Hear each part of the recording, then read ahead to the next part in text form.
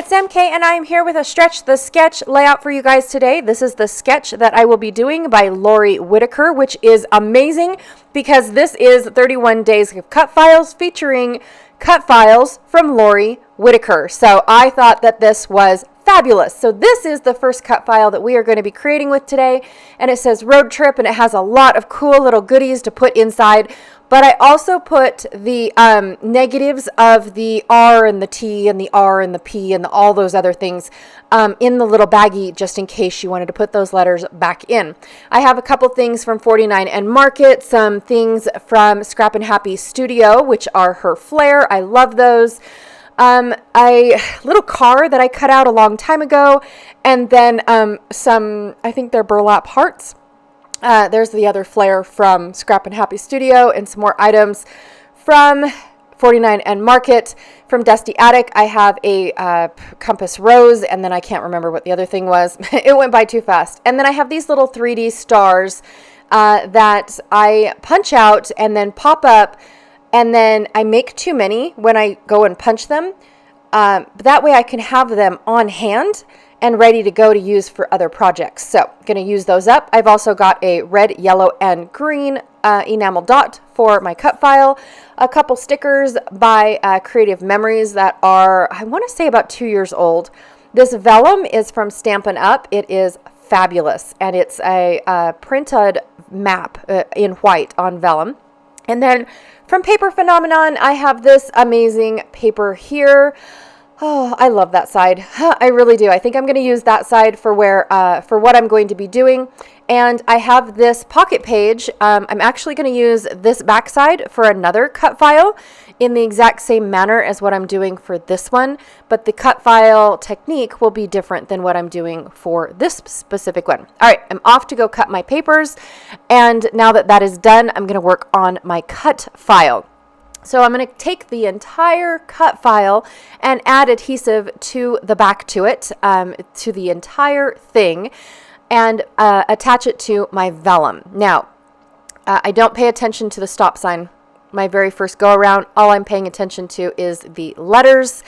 I slap it down, look at it, and go, oh no, look at what I did. Let's rip that back up.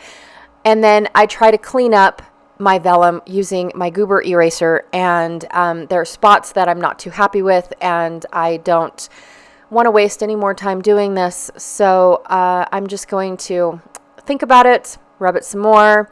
Did I rip it? I can't tell. Let's just flip it. I've got a 12 by 12, so I'm going to just use a different area of the map. It doesn't matter. I'm not even paying attention to which direction is up on this map. I'm just going to go for it. So gluing again, adhering again, making sure that the stop sign, or the it's not a stop sign, it's a road light, stoplight, is in the it is where it needs to be. That's what I'm trying to say. All right, so then I'm going to go ahead and fussy cut around this entire thing. Now, the scissors that I am using are the haberdashery scissors by Tim Holtz. I just love saying that word over and over again. And what I do is I cut at an angle. I don't cut straight up and down and flush with the cut file. And I know I've said this multiple times, but I never know when I have new listeners listening in. This is their first cut file, all that good jazz. So forgive me for repeating, but when I back a cut file, I don't trace, I don't pre-cut, I don't put back in. I glue my cut file down on the paper, and then I cut it around at an angle. This way, the paper ends up being smaller than the cut file ever so slightly. Now, you do have to wait for your adhesive to dry to do this, or it's just going to rip up, and you might accidentally cut it a little too short and have a little gap in your cut file. So be sure that your cut file is dry to the paper, and sometimes I do a different piece of paper between each letter. For this example, because it's quick and easy, I just did the entire thing in that vellum, and I love it. I absolutely love how that looks. I'm putting in all of the inner bits, so that way the road word can be completed, the trip word can be completed, and then of course my stop light can also be completed. You guys, when I cut this cut file, I was so excited, super excited to create using this cut file. I really, really was. I just could not wait to do this.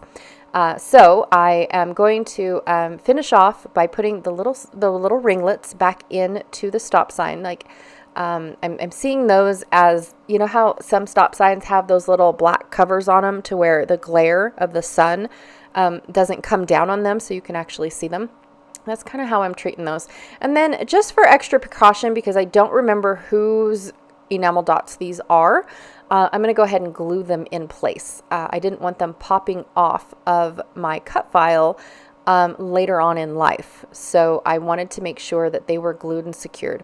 So the difference between these two compasses is the size. The upper one is smaller and the bottom one is larger. So I'm going to use the smaller one for my project, and I am going to place it right inside. Look at how perfect it fits inside that 0. I didn't plan that, you guys. It's actually an O, not a 0. I did not plan that, not one single bit. Now, one of the things I also have to tell you guys is the Dusty Attic chipboard pieces are dirty when you first take them out of the packaging. I'm not going to lie. I have to take everything out of the packaging and then go wash my hands. Well, I didn't do that in this instance, so I had to use my goober eraser to take away the black smudge that I put on there. And it's just a charcoal smudge from the laser cutting out the image. So it erased out beautifully. If I would have done it any harder, it probably would not have, but I'm glad it did because I really loved how this cut file turned out. All right, so I'm going to use this Wavy Road sticker and use it as a border, and I'm working on the outside of my page protector, you guys. Now, why did I do this instead of just make a 12 by 12 layout? Because I feel like I have to use more paper when I'm making a 12 by 12 layout. I have an abundance for some reason, and I don't know how. I have an abundance of these specific page protectors, not this exact orientation, but page protectors.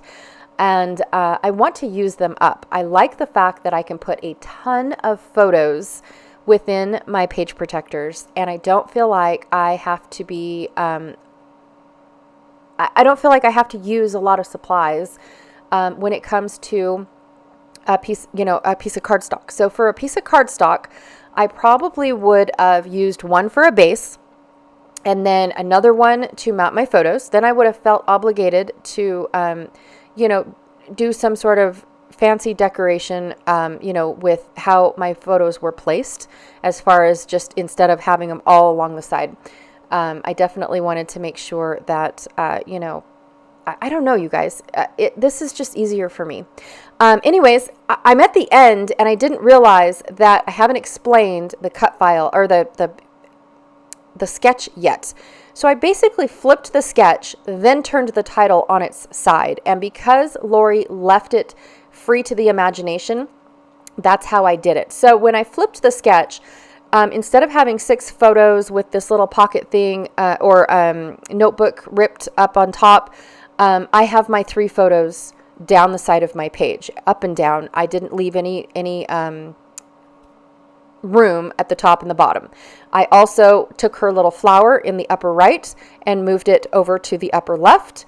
The flower underneath the title, I kept in that exact same spot, and I left it in, by my photos where the circles were for the flare.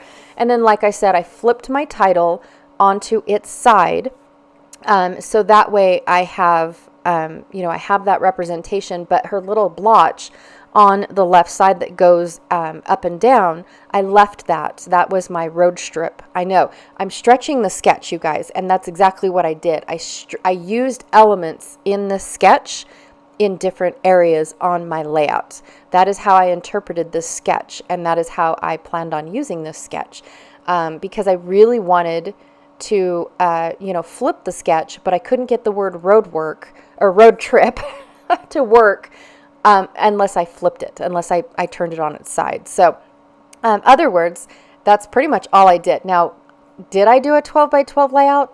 Not really. I did a pocket page. but it is still 12 by 12 in orientation. So if I cheated, let me know. But I did have a lot of fun using this sketch. All right, you guys, be sure to check out all the links down below for those that played along with Stretch the Sketch. And there's also 2 links down below for 31 days if you want to go see what's happening over there. All right, thank you so much. Also, too, don't forget to check out Janet Fritz, who is Galaxy Girl Creations here on YouTube, and see what she is doing. She is the mastermind behind Stretch the Sketch, in case you guys didn't know that. And she is my partner in crime with 31 Days of Cut Files. So anyways, thank you, and I will check y'all later. Bye.